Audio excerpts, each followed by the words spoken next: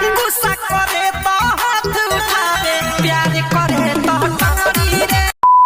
So hello guys, welcome back to my YouTube channel Jayprakash Kumar Prajapati. आज हम लोग बात करेंगे एकदम बवाल अवधेश प्रेमी का एक सॉन्ग आया है जिसका नाम है गुस्सा करे तो हाथ उठावे, प्यार करे तो टंगड़ी रे। तो आइए इस वीडियो का कुछ क्लिप सुनते हैं। चलिए वीडियो को स्टार्ट करते हैं। स्टार्ट नाउ।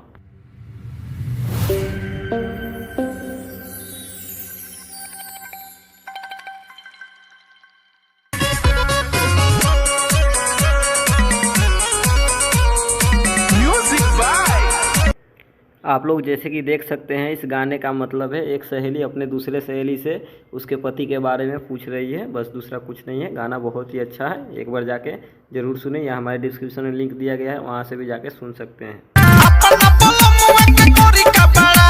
करो भौजी, सब लोग अपना मर्द के बड़ाई करेला, तू हो अपन मर्द के बड़ाई कर तो तंगा हमहू सुनी।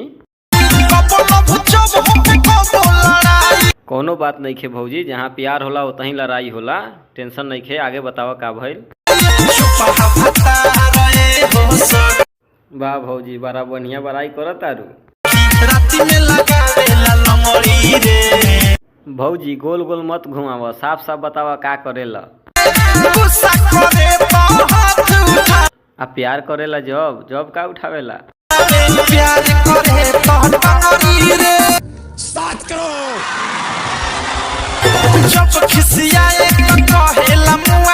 का कहेला भैया भौजी जब गुस्सा होखेला तो?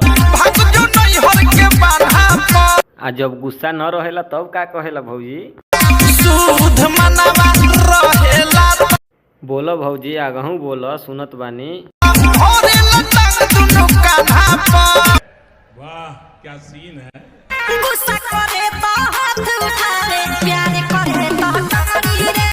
इसी के साथ हम अपने वीडियो को समाप्त करते हैं। मिलते हैं नेक्स्ट वीडियो में। वीडियो आपको कैसा लगा हमारे कमेंट बॉक्स में जरूर बताएं। हमारे चैनल पे नए हैं तो वीडियो को लाइक और चैनल को सब्सक्राइब जरूर कर ले। ऐसे ही वीडियो आपको मिलते रहेंगे। धन्यवाद।